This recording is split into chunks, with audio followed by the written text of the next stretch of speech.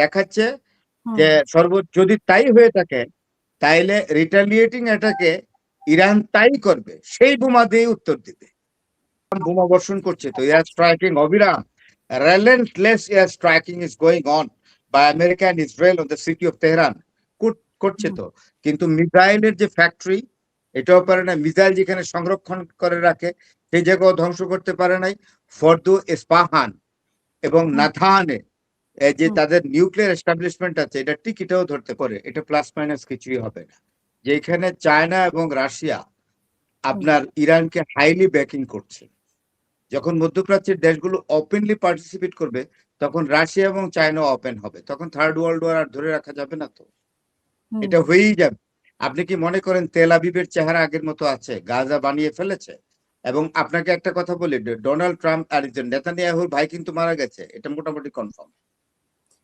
এবং আরেকটা নেতানিয়াহুর ভাই নেতানিয়াহু মারা যায়নি, নেতানিয়াহু মারা যায় নাই, তার ভাই মারা গেছে। এবং তার ক্যাবিনেটের, নেতানিয়াহুর ক্যাবিনেটের একজন প্রভাবশালী মন্ত্রী ঘোরতর আহত হয়েছে।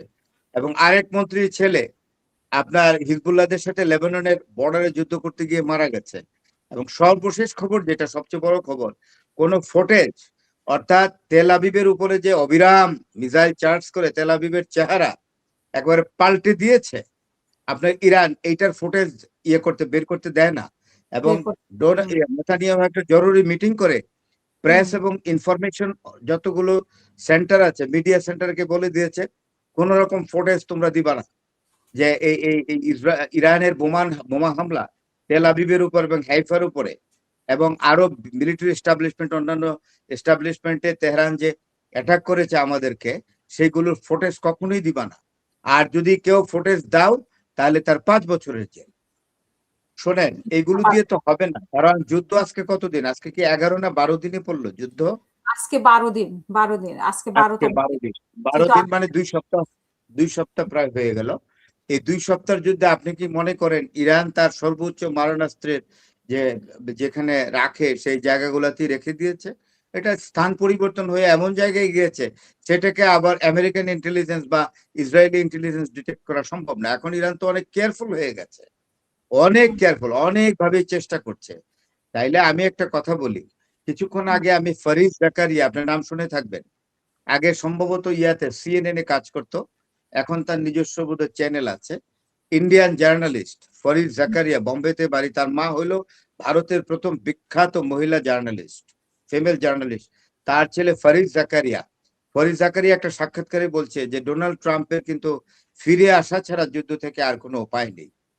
এমন একটা ট্র্যাপে গেছে যে এটা সম্ভব না। যেমন ধরেন ডোনাল্ড ট্রাম্প এবং ইসরায়েলের একটি ধারণা ছিল, যে ধারণাটা ভুল ছিল, যে তারা তো ইরাকে গভর্নমেন্ট পরিবর্তন করেছে, তাই না?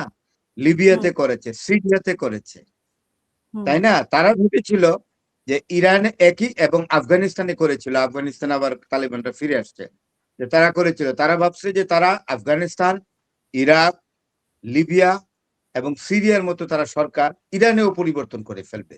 কিন্তু ইরানিয়ান গভর্নমেন্ট যে রেজিম, যেটা এটা এতটাই ফেব্রিকেটেড, ডিফিকাল্ট ফাউন্ডেশনের উপরে গভর্নমেন্টটা আছে, এটাকে ধ্বংস করা সম্ভব না।